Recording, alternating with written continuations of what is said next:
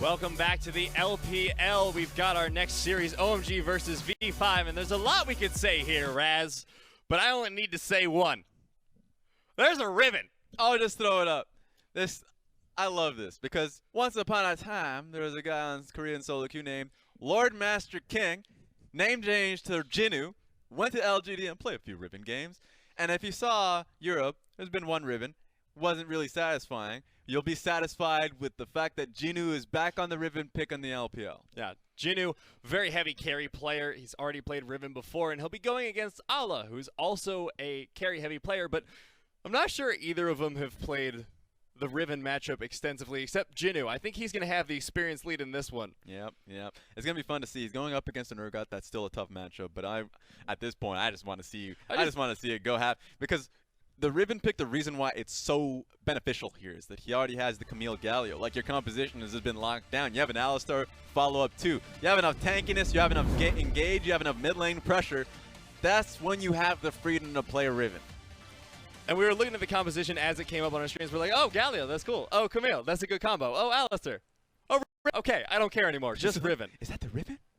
So hopefully we get to see the Riven pop off in this game. OMG versus V5, game 1. Let's get hype. We're not gonna. Come on, crowd. Where you at? What's happening? Man, crowd, I set you up so good and you disappointed me. That's fine. That's all right. That's okay. I still love them. But yeah, going into this, Jinu, I'd love to see what Conquerors expected, with how much resistances you're going to be seeing on Ali later on once he gets his Black Cleaver. I wonder if he's going to go to the Frozen Heart. Frozen Mallet. I mean, I don't think that's going to be the case. I think he needs the Righteous Glory for what he's going to be pumping up for the team. But this is a lovely composition for V5. You wouldn't expect a lot of teams to be able to get Camille and Galio. I think with how many picks that Korn and Ben4 are known for, you wouldn't see these options being able to be picked by them. But yeah, they have that. They have those compositions ready for them. And then as a response, Lissandra, Lucian, and Nocturne are picked. Nocturne, we saw what happened in the last game. So at least this time around, I love the Nocturne into the Camille. I think if you ever see Nocturne and Camille alone in an alley, Spell Shield does a lot to be able to just disregard the E that Camille has, so the stun's not going to be applied. So at least he has that going for him, but you have to have reliability that your lanes won't fall. So that's why the ward that Ben4 is caught on is important. Will be spotted, so Best 16 will know exactly what to do. He's going to head down to that bot lane scuttle. And Raz, give it to me. I'm never going to stop talking about it, but this Riven, it's rare that you see a Riven, but it's rarer that I hear you, an esteemed analyst, saying, oh, this Riven's a good pick into this composition. Are they worried at all about the pseudo lack of a front line? So technically I said I didn't like the Riven into the Urgot. But I love the fact that Jinu is playing it for one, and I think he gets the pass because not only can you essentially farm well pretty easily in the matchup, but you got a Camille. Oh, this early gank, so much damage coming out here. The Conqueror from Jinu is ticking, but they're not able to find the kill. Yeah, but they played that one super respectfully. They just said, okay, we ain't diving you. We're not going to take any extra damage. Jinu stays full HP. So if Ale stays, that's suicidal. So he has to teleport right back into it. I think right now, V5, as I mentioned, they have the Camille and Galio. They have a great composition anyways. They just now have an extra carry that can flash in, do her thing, and allow Galio to just jump right in. They didn't sacrifice a lot for that gank either, which is good. No flashes burned, just a little bit of time from Ben4. The Raptors will be lost as a result. Looks like Best 16 going to go for Krugs as well on top of it. But Jinu gets ahead, gets a free wave. He forces Ale to waste the teleport. And he's not going to have to worry about the 350 gold. Oh my goodness, Best. Oh man, no. Gank. There's the stun. Follow up from Jinu. First blood. Okay. That's when you look top lane and start spam pinging. Like, I thought Ale came into the lane thinking that he did the smartest thing in the world, which is hold the wave at his turret. And it is. It is. I think that's a great goal to go for. Slowly push it into your tower. Freeze it against Riven. But Jinu says, okay, you're trying to freeze it. I'm just going to roll with Ben4 mid lane. Camille is going to get the gank no matter what because he has flash available. Didn't even have to use it, but just as insurance, right? So that was such a great setup starting from Korn, being able to nail down Icon with the kill. And this is the extra mile I wanted to see coming out from V5 when we were looking at this matchup early in the day today, because you have a lot of experienced players on this roster. All of them, I believe, have all played on an LPL team before. So what can they bring to the table that these strong rookies, these really good players that are coming out of the LDL can't? And it's plays like that where they say, yes, we got a good gank off top. Let's do something else with it. Let's do 3-man mid. And if they can keep up this level of playmaking, this level of thinking ahead, I think this is going to be a quick series for them against OMG. To your point about experience, I would say the least experienced members on these teams would be Ben4 and Y4. And guess what? They were on previous rosters. Ben4 was on Billy, Y4 was on LGD. And he was on like RNG. Like they have enough experience to recognize what they should do, when they should do it. And Lay, people would be question marking, but he's been in the LPL in the past when he's on Team King. So overall, you're right. The experience is there. It's just about cohesion. So far, top half of the map at least, very cohesive. Bot lane scrap. Going to go about even between the teams, but the survival and the sustainability from Lay will help quite a bit. Ben4 staying aggressive on this Camille, though. One thing I'm happy about, no Ezreal in sight. Something Ezreal does in a lot of games is just makes it so it forces both lanes into teleport position, so there's not going to be a fight. They both recognize that. Oh, there is going to be a fight here, though. Oh, Ben4 looking for it. He's able to get Best 16 down to half, but no stun, no kill coming out. That's a lot of pressure. Not as though Best 16 played that poorly, too. He used his spell shield right. Just a lot of damage there for Ben4. Now Corrin going to be able to push out into the mid lane, and Ben4 looking for another gank.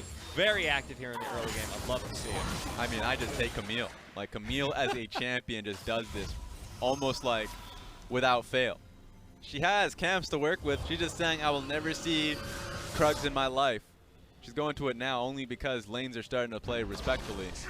But there's just way too much setup here. You go top lane, there's a stun from Riven. You look towards Corrin, we already saw how First Blood came through. And Corrin didn't even have to blow flash. So Icon recognizing that is playing to his tower religiously. Now Lay looking for the roam. This is so aggressive. I'm loving this from V5. Huge wave there for Ala, but it doesn't seem like they care. They're looking in for the engage. Flash away, keeps him safe. Who brought this what? Alistar coming in from the bottom lane. It seems like Lay has got that secret sauce from Road.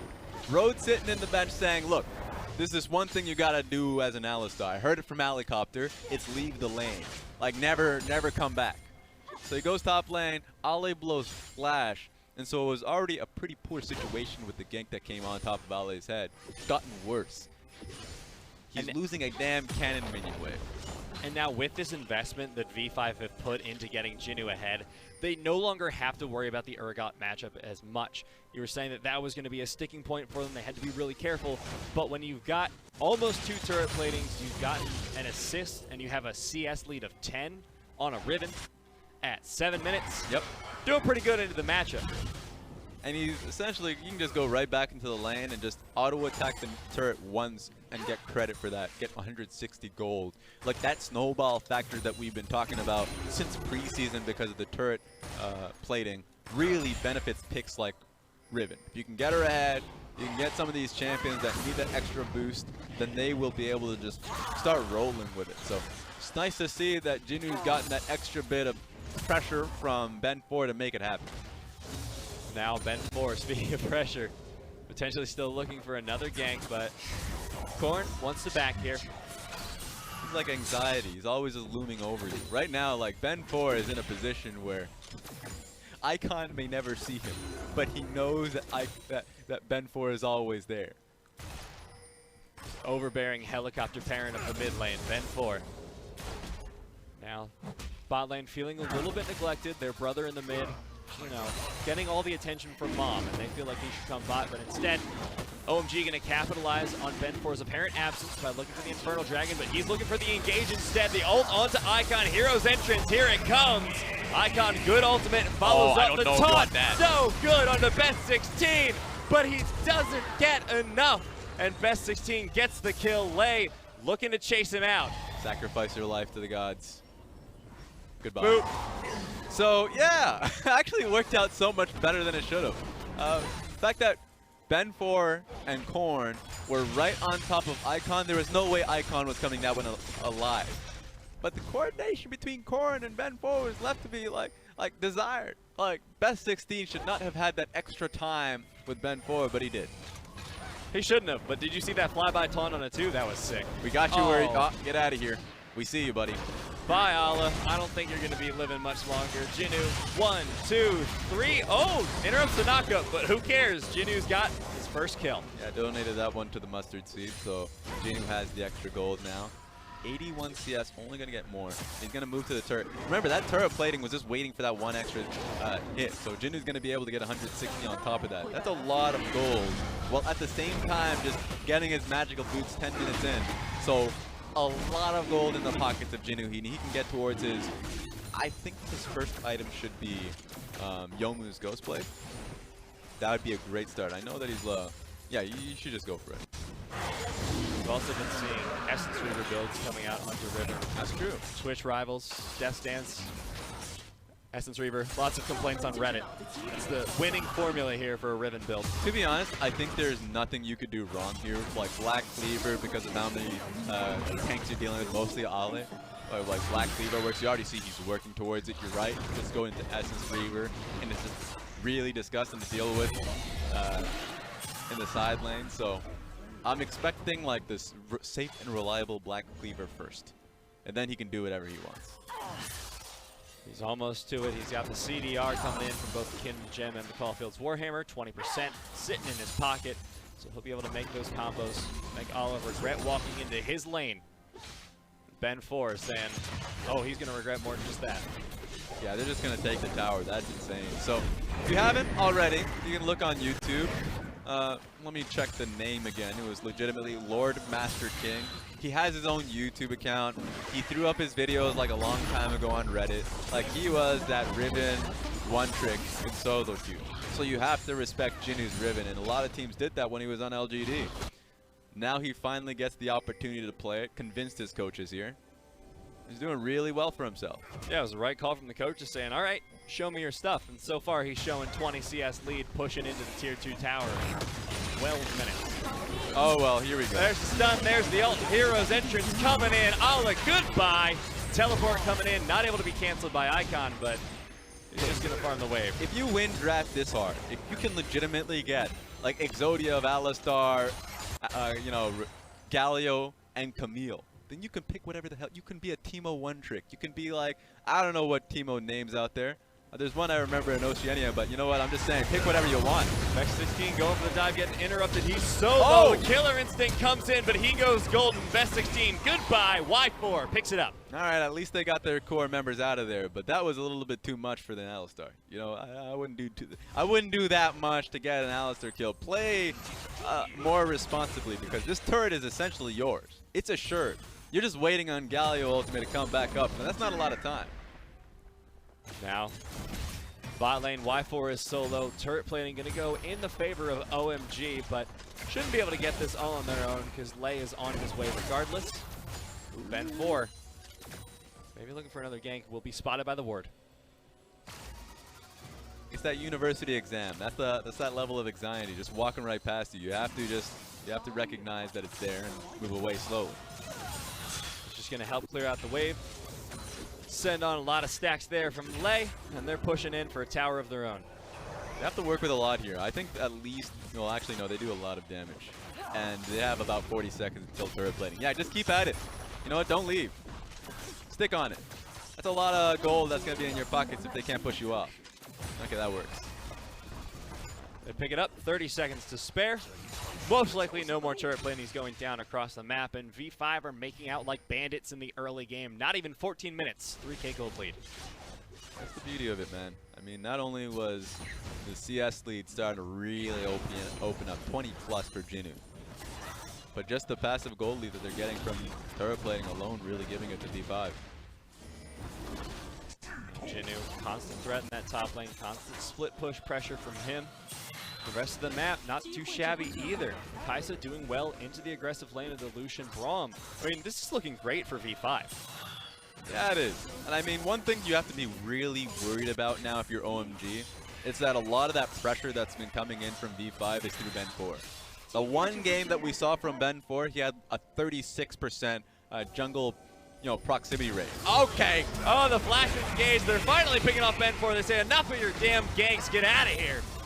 Pick him up, but everyone else going to be fine. They're using that stat against him. It's like, we know he's going to be mid, guys. 36% of that time he's here.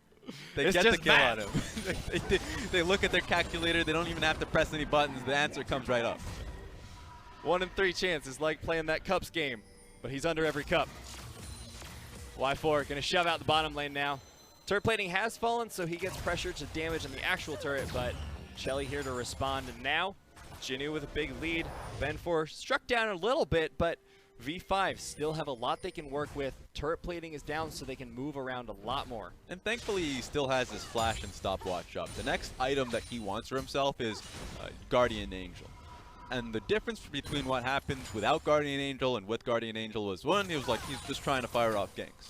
Now his engages are, you have to respect them. Stopwatch is one thing, so like he can get into a fight, doesn't have to take any damage because he's just waiting for Galio to come in till he comes out of golden. And then when he has Guardian Angel, well, what are you going to do? Right? At that point, you're dealing with a second life. That's what's difficult in dealing with a Camille. I know that the other option a lot of Camille's have gone for is Trinity Force, and that's great damage-wise, right? But it's just so much gold to really put into. Guardian Angel is a cheaper option that just allows your team to go. And Trinity Force doesn't really have that threat as well, because the big thing about things like Blitzcrank Hook, Guardian Angel, things that have game-changing potential is the threat of it actually being used is almost as strong as the use itself, because now Ben 4, they say, okay, we have to either avoid his engages or guarantee we kill him, or he just gets a free engage off us. Yeah. And then if you kill him, I mean, he's alive again, and he can re-engage on you, get more stuns, get more damage onto you. So the GA does a lot for them. It definitely means that when they move towards like dragons, larger objectives, and layer down wards, the enemy team has a second, like they second guess themselves. They do not look for the pick or try and contest at all because they know that Ben 4 is just lying in wait. So all of the vision control that they have topside, they won't have that for long. Just really means that, as you can see, Jinnu and Ben 4 rolling through, they're just going to take a lot of free vision here because OMG wants none of that.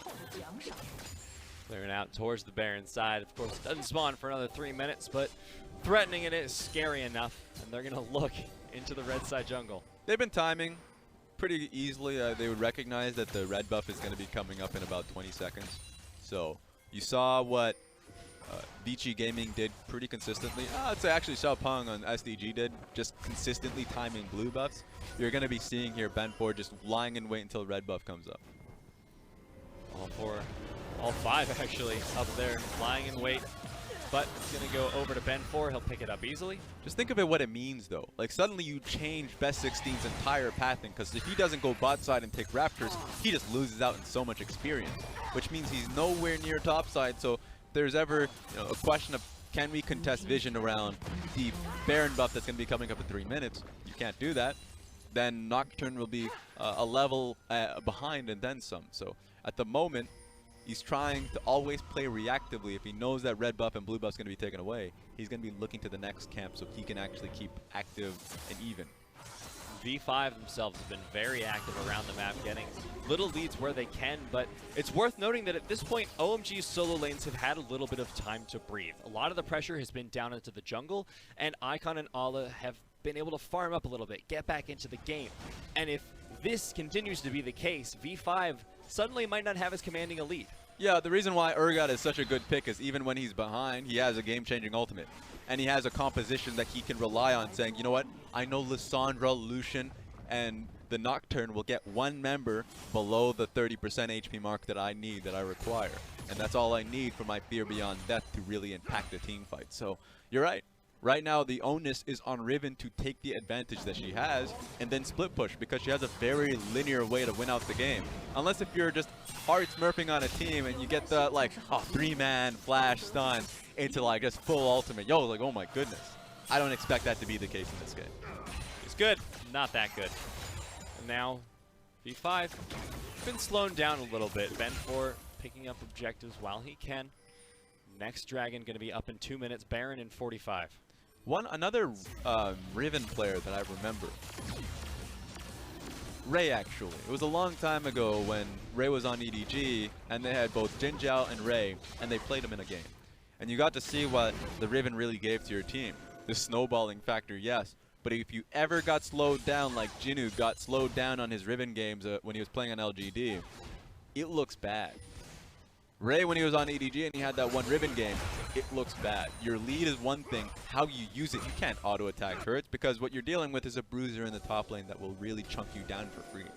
So, ideally, I think Jinu is looking for a teamfight flank. That's the way you would want to play because there's no way a team would disrespect you on the side lane. And it's going to be full ownership once again on V5 to play it perfectly. They have a good composition for that, if nothing else, though. They have the engage from the Camille, the follow-up from the Galio, and then suddenly if a Riven shows up, that's like, okay, that combos really well with what we're trying to do. Awesome, Jinu, good job. But again, there's a problem we've seen tonight. Just because you know you need to get the flank does not mean you're going to be able to get it. Just because you know how to get it doesn't mean you'll be able to, so it's going to be on OMG to stop it from happening. And with the lead that they have, just to back up your point, once again, I'm going to talk about the most useless champion. Let's say like Teemo has stopwatch, flashes into 4 people, and just like waits for Galio to jump in. That's one way to engage. It's a dumb way to do it. But I'm saying that they already have so much pressure in side lanes right now that they really are just waiting for that headbutt, pulverize, Galio and Camille combination. So like it's not just on Jinu to play on side lanes as I referred to earlier. It's on OMG to react to this Baron. Baron's a great place to bait out this fight. Lay's been caught out, but it looks like OMG aren't entirely sure if V5 are doing the Baron or not, but here comes the teleport. They're fairly certain, got eyes Baron on it. Already sub 2K. The great knockup from Lay will stall it out. Baron secured, and Ale will get a kill in return. Great choice from V5. They had 2 options. Either follow up on the 4-man headbutt pulverize, or take the free Baron and run away. They took the Baron. It wasn't as free because Lay lost his life, but he did it for a great cause. And now, OMG won't get anything off this. Yeah, V5 can't re-engage, but whatever. They have Baron. There's not enough weight there on OMG to fight through that. Ben4 getting real close to making a iffy engage. Oh, just look at Icon here, though. He's looking for something. But that would have been really game-changing. Y4 was on the way. Oh no, Ben4 gets engaged onto Ale. Here comes the heroic entrance. Urgot's in trouble, and 5 gets chased down. Jinu looking for the flank, gets knocked up by the Glacial Fissure. He's stunned up, he can't do anything, gets taken down. But OMG are so low. 1 down, double kill for the Kaisa, chasing out. There's the triple. Can he get the quadra? Come on, Icon, just give it to him. There's the Q, there's the quadra, and the near ace. And you know what? Type Worth, do it. Jinu kept them firm, gave Y4 that quadra kill. So well played. OMG were lagging behind, trying to look for a fight because Icon was in position. The moment they called it off, Ben4 saw a few members. He's like, what are they waiting for? Like, why are they still here? We have 5 members coming back from base, and we have Baron buff for the push. I wonder if we can do anything with this information. And they get a near ace quadra kill for the 80 carry. It's now 5-0 and 0, 210 CS. She is massive on that Kaisa. Yeah, it's always a big question because I know a few teams, whenever they see that opportunity to look for a comeback play, you try and look for it. But this is when you know that the enemy team, that was your limited time. Your limited window is when they were not on the map. They came back and they obviously looked for the fight. Now I laughed a little bit because he went in, got blown up. Sometimes, you know, it's comical. It's great. But he did his job in holding people, not getting them running back to their tower. And it resulted in the quadra kill. And not only did they not run back to their tower, but they used everything just keeping him there. Jinu is so mentally scary. But here, Best 16 just trying to dissuade the gank. Will save his top laner. Yeah, you have to use Nocturne ultimate, close the lights out. Ale even uses exhaust, so I mean now he's going to be on his teleport. Not up and available yet, but that's a lacking combat summoner spell because of just Jinu jumping on top of you. Now, setting up vision once again towards the red buff of OMG. Got the entire top side controlled here, so they're going to look towards that second tower. They pick it up. Baron's still ticking. It's a pretty big wave too with the cannon, so that cannon should be safe unless if OMG looks for any fights. Don't think that's the case. OMG. Icon was caught on the side, had to stall out a little bit, walk back to base. They'll get about half of the tower down. And now it looks like Jinnu going to rotate towards mid, keep the pressure in 2 lanes at once. But if OMG wanted to engage, 5-man here would be the best one they can find. Ultimates are available for Ben4 and Korn. That's all you need to see, and Flash is there from Jinnu. If they want to fight, they will get the fight. It's really up to them and how conservative they want to play. But these players are not naturally conservative players. Every single one of them have been known and criticized for just pressing the button a little bit too early. In their previous teams, they just go for it. And there's the button, the 4-man pulverize, heroes entrance, 4-man knock up, all the damage all the way, and V5 wiped the floor with OMG. There's still a tower to take. Go out and take it. I mean, that's the issue, man. It resulted in a huge advantage. 20-second death timers to a wave they can work with. Icon, at least they have 2 members that can try and slow them down. What? Ben4 tanked the tower. He got a little bit antsy. Now, Icon might be dove onto here. Lei knocking up, and that's going to be 5 down. They're going to go for it. Death timers are staggered. Yeah, 9 seconds on Chelly. So, I mean, I know a lot of them are Billy players, but you got to remember that past of losing games by going for Nexus is a little bit too late. So, going to make the base happen. Now everyone backing with a lot of gold in their pocket, especially Y4. Should be able to pick up that Hurricane quite easily now. But take a look at this. It's all about that one play. Alistar was looking for it.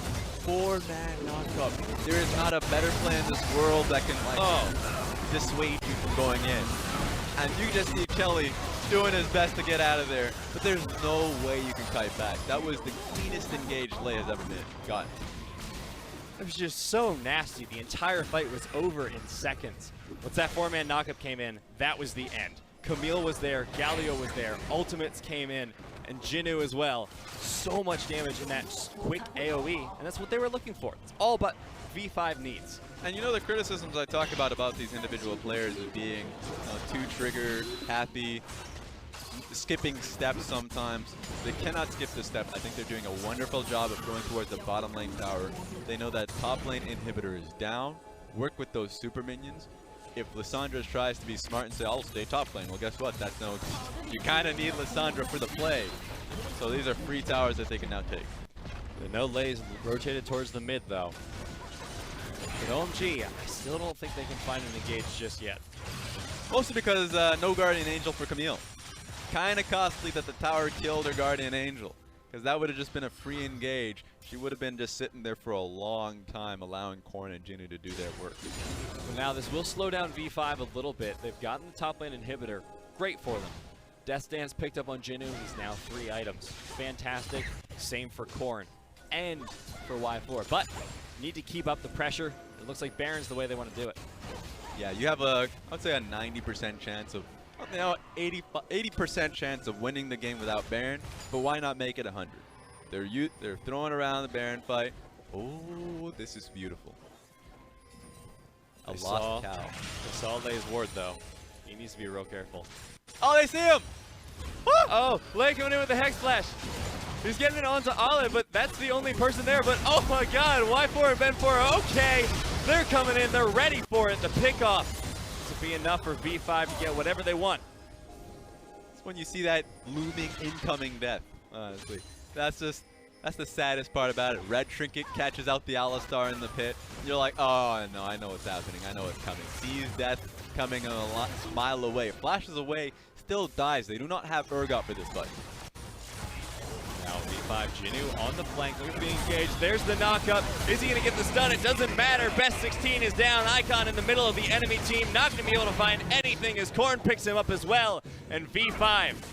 Wait, are they really going back to Baron? Just end the game. Why? Just end the game, please. End just walk up mid. I understand that they're just trying to make it 100%, but like this is just too much. I guess they're just not ready to win. So they're going to go for the Baron. They're going to ease themselves into the idea. But that Nexus Tower is half health. They've got Baron on all 5 members. An Icon and best 16. 10 seconds bare minimum to get them back up. Just remember that V5 are 0-2 going into the series. So the fact that they haven't won a series yet, still in their mind. They want every tick, every box to be ticked. Everything. They're like, all right, the only objective that's up right now are the Cloud Dragon, Inner Tower, and the inhibitor of bottom lane. We'll take them all, every single one of them. We can't leave any stone unturned. This might be their undoing, because if they leave it for too long, the lead will suddenly disintegrate. So this is beautiful because Red Trinket catches out the cow, but guess what, baby? Doesn't matter. The cow is on top of you. And so that's the opening that you need for Kai'Sa to ult in, for the Galio. I mean, he doesn't even need to ult, holds it because he's already in position. And it's a little thing. Well, it turned out to be big, but I like how Lei waited until the E of Ale was burned and then went in for the combo. You can interrupt it if he's dumb and uses it early, but just wait for it to be used, pick him off, set up a play for your team now. Y4 picking up the Cloud Drake, like you said, going for everything on the League of Legends bingo card. And why not? I mean, take a look at Galio's items at the moment. He recognized where the trajectory of this game. He's turned a specific item, one item, into Majai's Soul Stealer. He doesn't have many stacks right now, and I honestly think that one more stack in that game, so it's somewhat useless, but why not? End the game and take a look at your match history and see a Majai Soul Stealer. That's what he's thinking. Right now, I think OMG have that chance with the Lissandra. Oh, okay, just kidding. Another killer headbutt knockup. There's the Ultimate Heroes entrance, and everyone from OMG is dead within seconds. V5 pull the trigger, and this should be the end of the game. They want to pick up Icon. Again, ticking all the boxes. There's the second Nexus Tower as Icon gets out of his Zonias. Might make it away for now. Please don't dive, just get the win. Game 1, going over to V5. I had some wishful thinking, you know, I was talking about the Lissandra a little bit, but you're going against such a bloodthirsty team that Victory 5 is. They'll take some time. They'll look for the pick.